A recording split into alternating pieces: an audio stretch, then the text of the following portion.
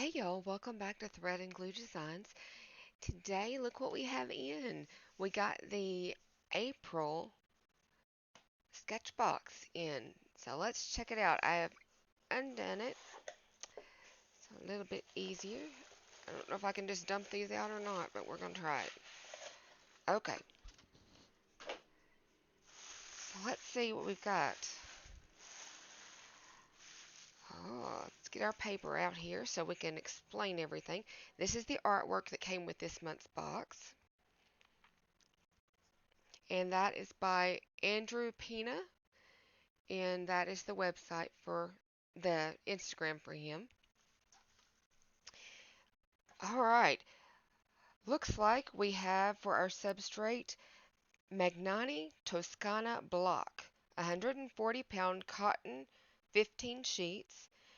It says this textured cotton paper is great for a variety of mediums, absorbent and durable. It's perfect for the gouache in this month's box. Ooh, it says the retail price is $12.99. So that's nice. There's where you open each one of them at there. Very nice.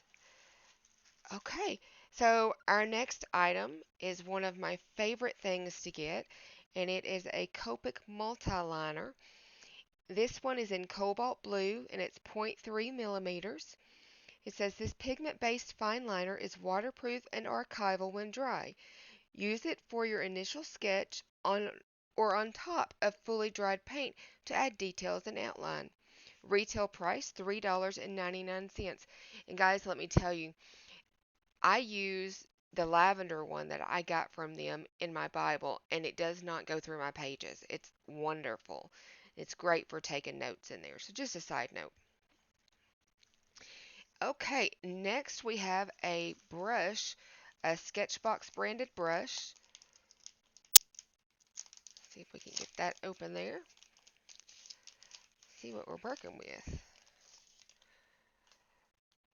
Oh, I have never seen a brush made like this. It is triangular in shape. The ferrule itself is triangular for the hairs to stay that way. It does come to an interesting point, and it looks like it stays to one side pointed. So that should be interesting to work with. And it says this is a Tri-Wedge Brush, size 8. This unique brush is great for florals and a variety of techniques. Try loading each side of the brush with different color for unique effects. Retail price $15. Next we have a Liquitex acrylic gouache in titanium white, and it's 22 milliliters. It says, unlike traditional gouache, this paint is fully opaque. Mix it with the Holbein colors to create a variety of tints or use it on its own to create stark highlights. Retail price $6.50. Okay, then we get to this little goodie. This is the star of our show, I'm sure. Oh, look at our sticker for this month. That's so cute. It's a little gouache bottle tube. I love that. I put those on all my sketchbook, all my sketchbooks. Okay, and so we have Holbein Artist Squash, and we have the colors in light ochre, mitosis blue, hummingbird blue, and peony. These are 5 milliliter bottles. It says these finely ground pigments offer superior color and opacity. Dilute them to create transparent washes or use them straight out of the tube for opaque details. Retail price is $6 for each one of these. These are some little bitty baby tubes. But I have been wanting to try the Holbein gouache, so I'm pretty excited to get to try it. Alright guys, so let me rearrange and we'll be right back to test it out. Okay, so I didn't have to come up with something to draw, and to give you guys some ideas of how you could use this if you don't draw, I have some stamps, and this was the little stamp sheet I had gotten with some markers that I bought. And so I'm going to take this stamp and I'm going to use archival ink. This is gray. It's a really light color, but it will allow me to see just enough to be able to paint it. There we go. It's not a very dark ink, but it is dark enough that you can see it, and then you can go over it whatever you'd like. And because it's gray, it will fade into the paint. It won't be a problem. Okay, so let's see what we can do here. We've got 3 flowers and we've got 3 main colors. So we're going to do that. Let me pull my sleeves up so I don't get them in it. Wash off the sizing of the brush.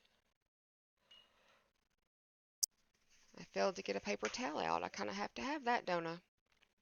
Okay. We'll put that down. And we will work on, I think, the pink first, the peony.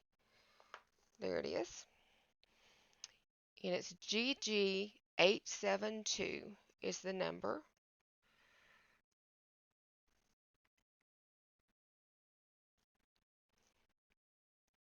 It doesn't take much. And we will need some white out there, so I will open it up. It does have a seal on the inside, so something to keep in mind. I'm curious if when using the acrylic gouache white with the regular gouache, if it will make the regular gouache permanent when it dries. I've never mixed the two, so I'm not real sure. But definitely something we need to check out, right? Okay. It has a little spout on the top. And I'm just going to put a good little bit there because we're going to use it for all 3 colors. So, okay, our brush is washed out nicely. And I want to add some water to our pink mixture. I want a nice watery part first. And I'm just going to go over the flower we're going to do, which would be this one. Yeah, this is definitely an interesting brush. It does really fine point, is a really fine point on the tip, but it doesn't actually get into like the fibers of the paper itself until you kind of work it. It doesn't use any of the main ferrule, it's the main bristles. That's actually just basically being used to store water, it looks like. So, I don't know how I feel about this. It's kind of difficult to use because you expect it to, go in there and paint all over, but it's not. It's a pretty color though, isn't it? This is the watered down version of it. Very nice. So I'm going to get a base color on here, and then we will start building our different shades and tints.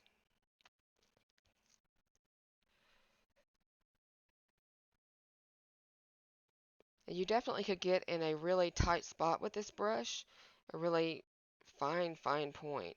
I mean, I've got some fine point brushes, but this takes the cake, I think. Because it has the sharpest little point, and I don't know if you can even see that, but see how it goes to one side there? There we go. Okay, so we've got that on there. We're going to take a little bit of this white and put it over here and add some of our color to it.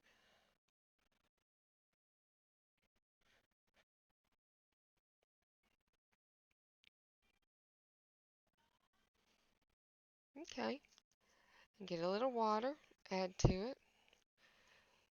and we're going to start putting this down towards the bottom of the flower. See if we can darken that up some in there.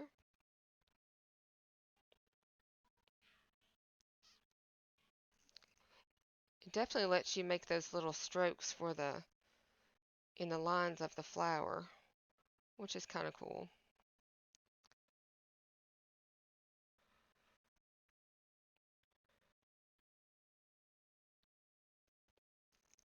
Okay, so next we're going to go in with some of the full strength with a little water, not much water, just to kind of put some depth in here. Should be letting this dry because it looks like I'm going to run, but oh, c'est la vie.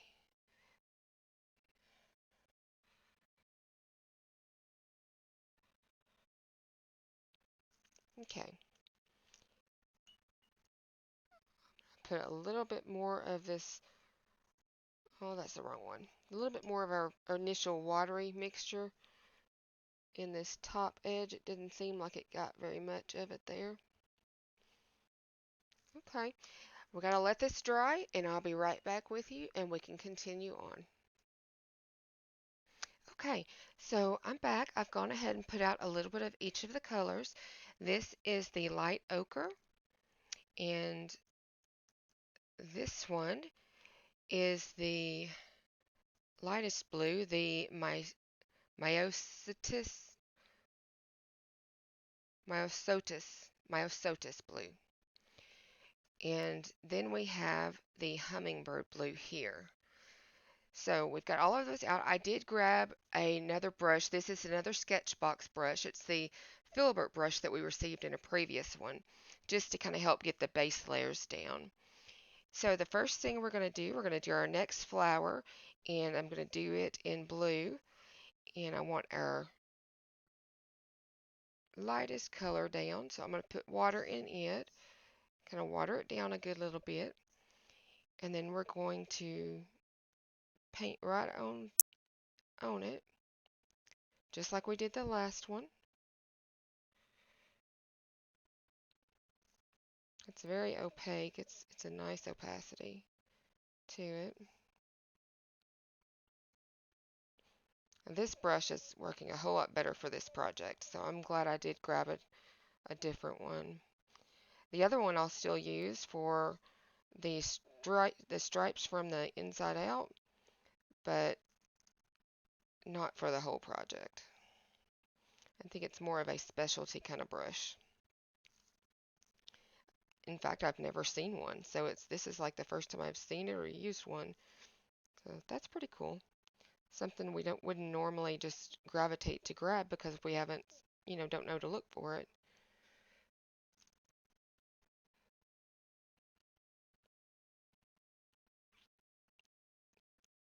Okay, there's all of the base color down for that one. So now I'm going to take a watered down bit of that hummingbird and try it on there.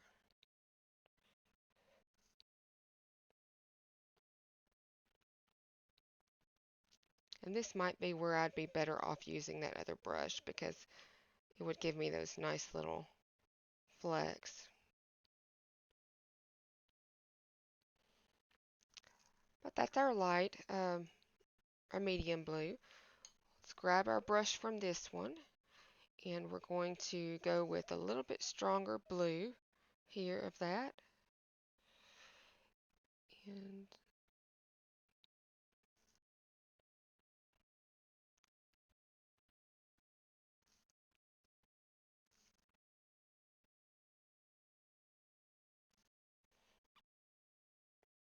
I do like the effect you can get. Um, However, it's not a brush for every project, that's for sure. Okay, and so the foldovers on that, I'm going to do a little bit of the darker right underneath it. Just a little bit. Well, a little bit's not wanting to happen, is it?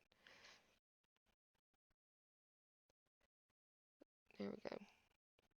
Because that is another petal back there. And we've got another little petal back here.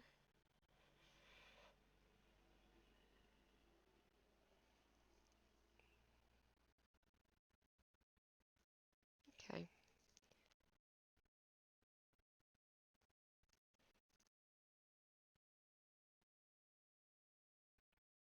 I'm just playing now, y'all. I'm just seeing what pressures I need to use with this brush and how to hold it best.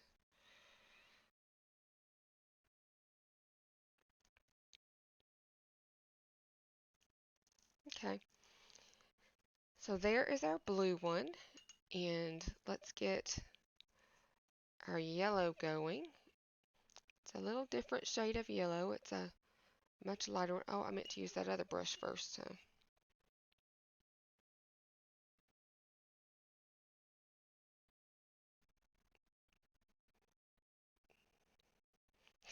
I am colorblind, guys, but this looks like baby poop. I'm so sorry, but it does.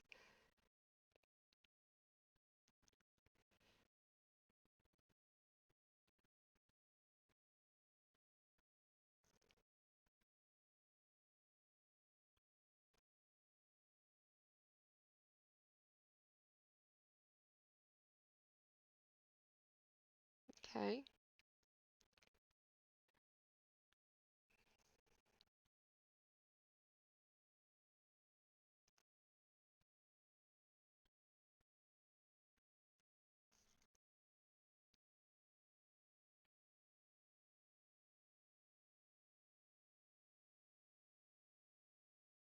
Make sure I get all those little folds that are happening there. Another petal back there. Okay. So there's our base coat, and let's work with the other brush now and try and get a little bit stronger color here. See where we end up. I can't really tell a lot of difference using this other color. Using this darker, which is strange. I've been able to really do that with all of them, and I'm literally just working on the paint directly.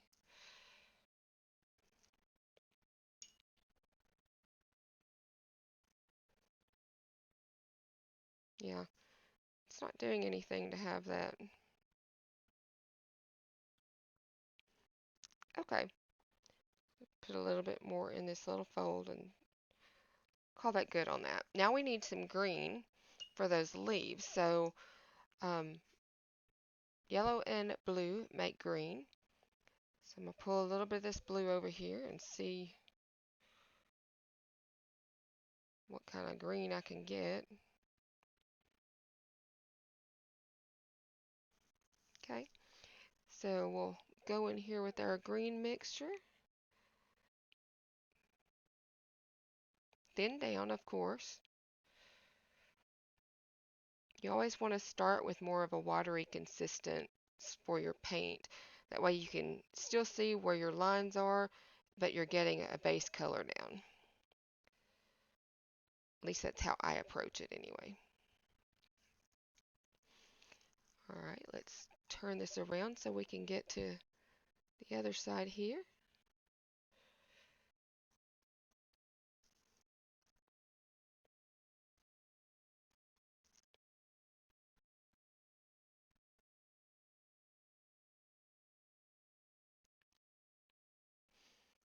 Okay, now we need it a little darker, so we're going to add some more blue, this time a little bit more of a blue and a little bit more of that yellow. See what we can come up with.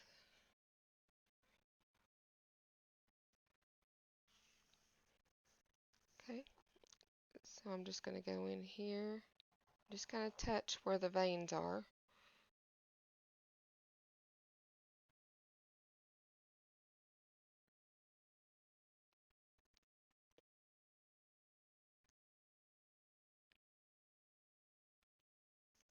Okay, we're going to do this other one with the new brush in our same green mixture.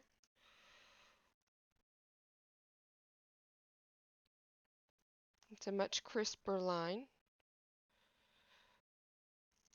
It holds so much water though, you have to be careful.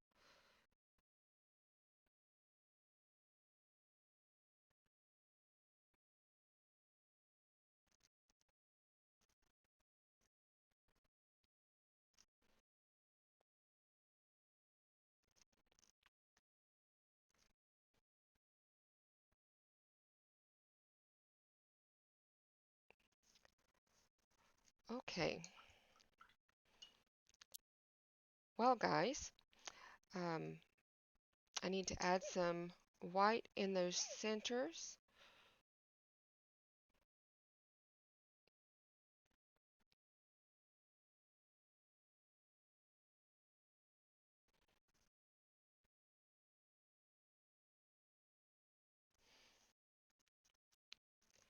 And that is our quick little painting for this. My overall impressions, the gouache is nice. It I don't know that I particularly think these colors are beautiful. There's a place for this light ochre color. I know there's got to be a good place for it, but I'm not a fan of the color. Um, the other three colors are nice. I don't think we really needed two blues. We could have gotten a fourth color, and that would have been amazing because you can always lighten your blue. So you really could have taken out this light blue and had a fourth color, which would have been really, really nice. Maybe a brighter yellow, because there is a place for that one, but you really need a nicer yellow for mixing. So that's my thought on the gouache. The acrylic gouache, it's just gouache to me. I mean, once it dries, you're not going to be able to move it, is the difference. With this Holbein gouache, once it's dry, you can take a wet brush and still move the paint around. Let me do some marks with this pen for you. I'm going to do it on the back of this piece. Oh yeah, it's great. It's thinner than the last one I have.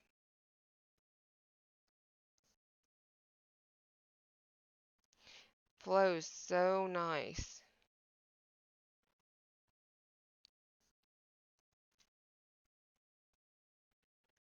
Yeah, definitely love these pens. They could send me these pens in every box in different colors. I would be so excited. So as for the brush, I think that it's a specialty brush that you wouldn't normally pick up.